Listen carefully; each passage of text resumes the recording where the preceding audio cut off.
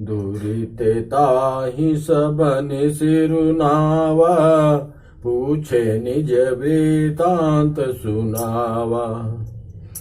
तहि तब कहा करहु जल पाना, खाहु सुरस सुंदर फल नाना।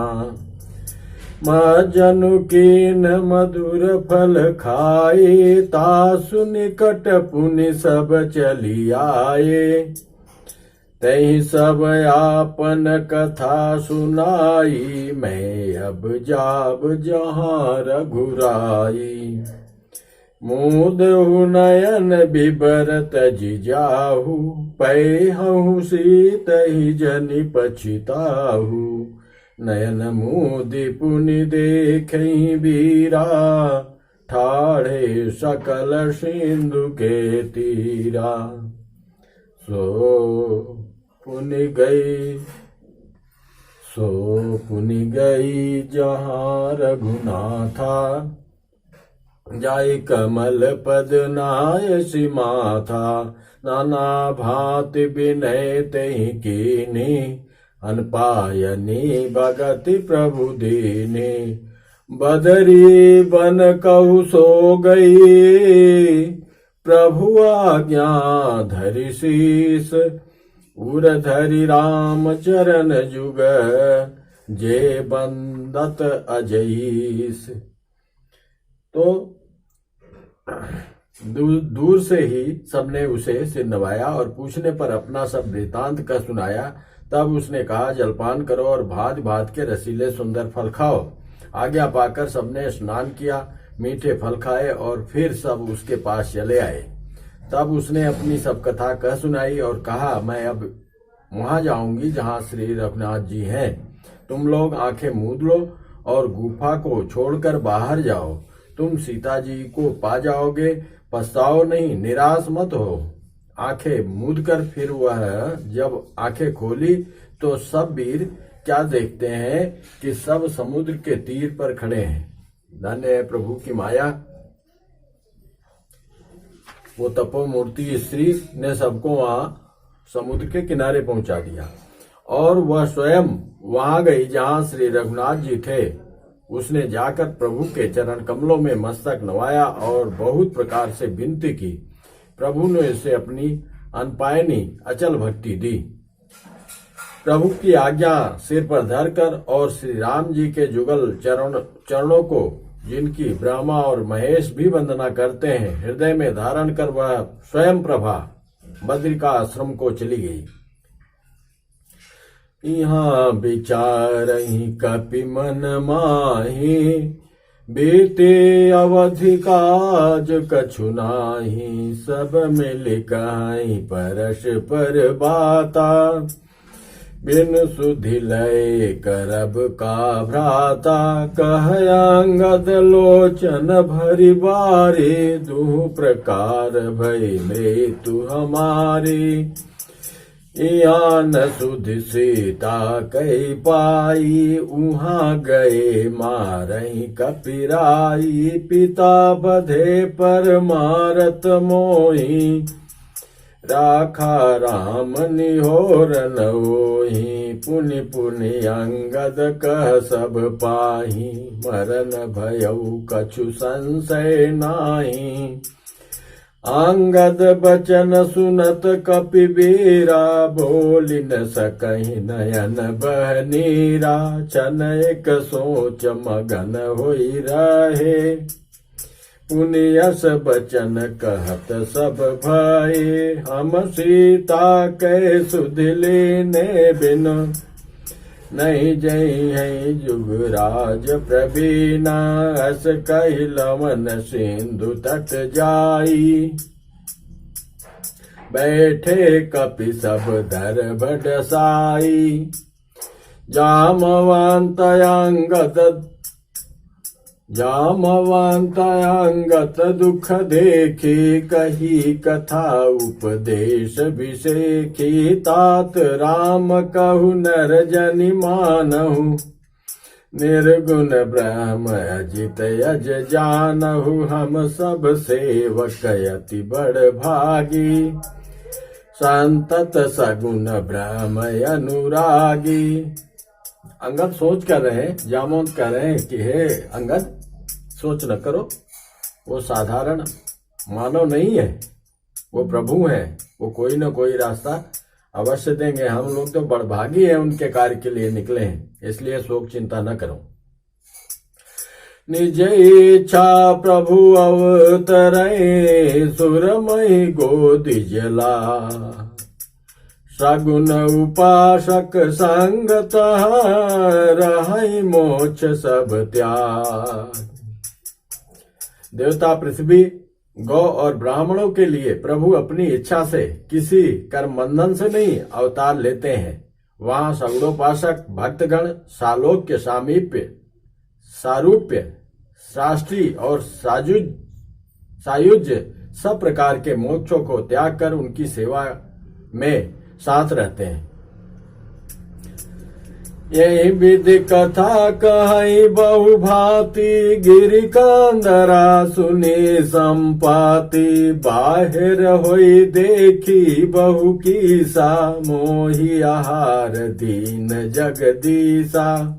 संपाति गुफा कंदरा में था, बाहर निकल आया, इतने बंदर देख के अरे भगवान ने एक साथ ही मुझको इतना आहार दे दिया, क्योंकि उसका पंख जल गया था, वो कहीं उड़ नहीं सकता था। जटायु का भाई संपाति। आज सबहि कह भक्षण करऊं, दिन बहु चले आहार बिन मरऊं। कबहु न मिल भरे उदर आहारा, आज दिन विधिये कहीं बारा। डर पे गीध बचन सुनि काना, अब भा मरन सत्य हम जाना। कपि सब उठे गीध कह देखी, जामवंत मन सोच बिसेखी। कह अंगद विचारि मन माही, धन्य जटायु सम को नाही। राम काज कारण तनु त्यागी, हरिपुर गयौ परम बड़ भागी।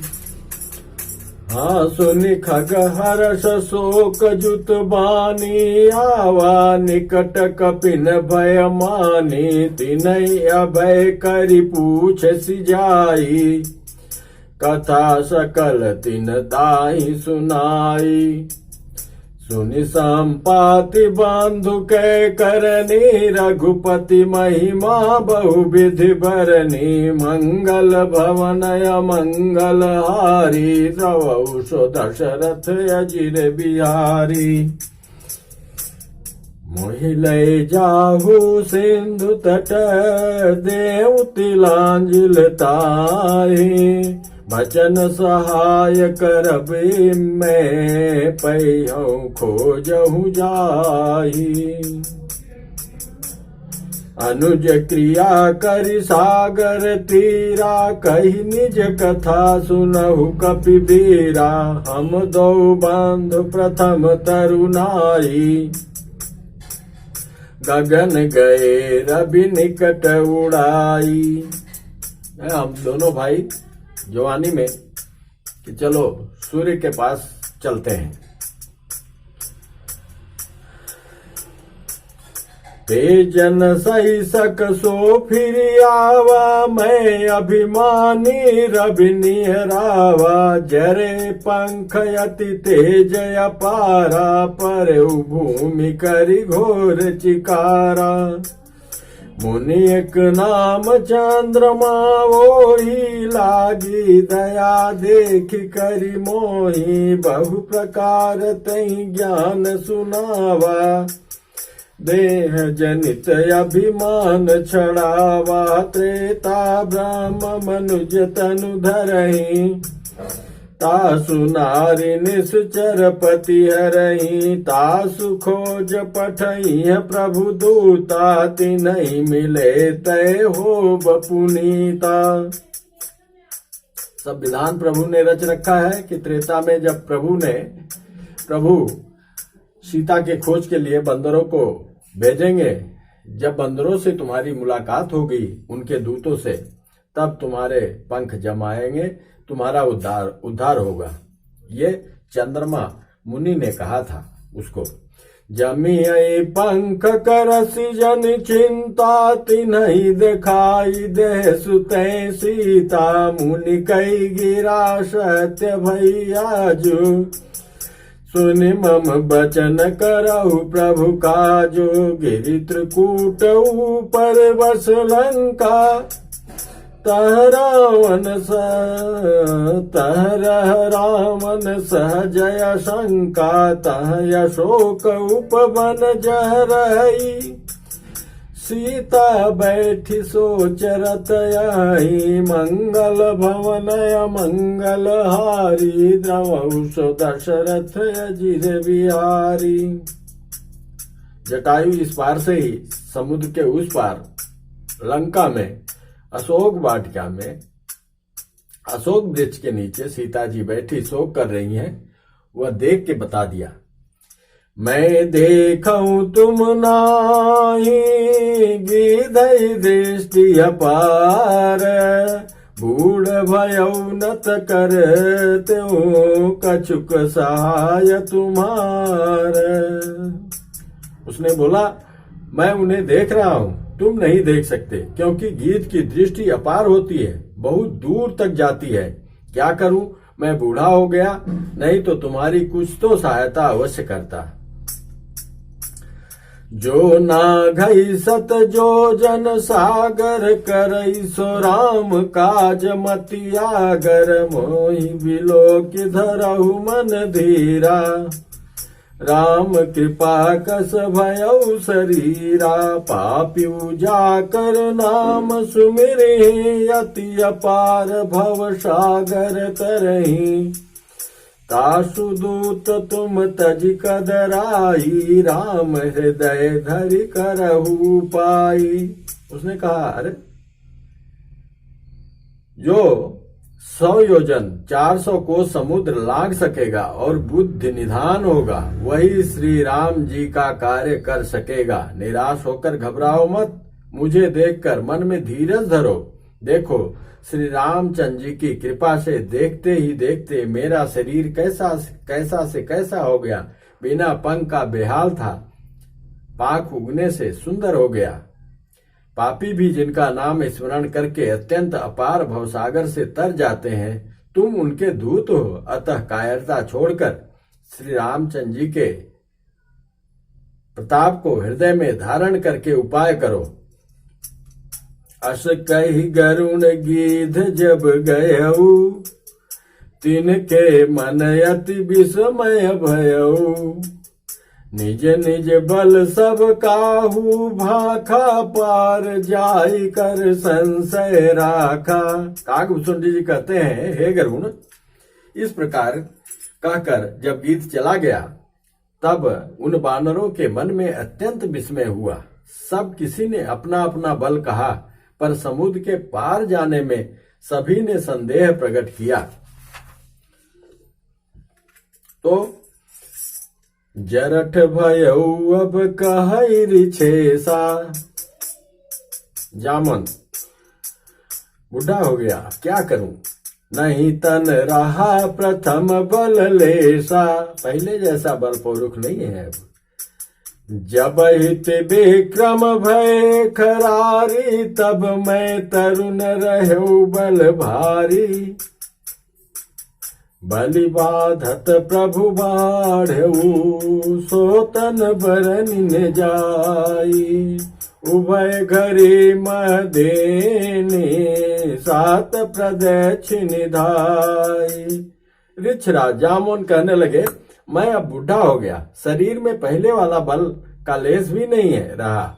जब खरारी खर के शत्रु श्री राम वामन बने थे, वामन अवतार में, तब मैं जवान था और मुझमें बड़ा बल था। बाली के बांधते समय प्रभु इतने बढ़े कि उस शरीर का वर्णन नहीं हो सकता, किंतु मैंने 2 ही घड़ी में दौड़कर उस शरीर की 7 प्रदक्षिणाएं कर ली। अंगद कही जाऊं मैं पारा, जिय संशय कछु फिरते बारा। अंगद कहा, मैं पार तो चला जाऊंगा, लेकिन वापस आने में संशय है। जामवंत कह तुम सब लायक, पठइन किमि सब ही कर नायक। कहई रीक्षपति सुनु हनुमाना, का चुप साधि रहु बलवाना। पवन तनय बल पवन समाना, बुद्धि विवेक विज्ञान निधाना।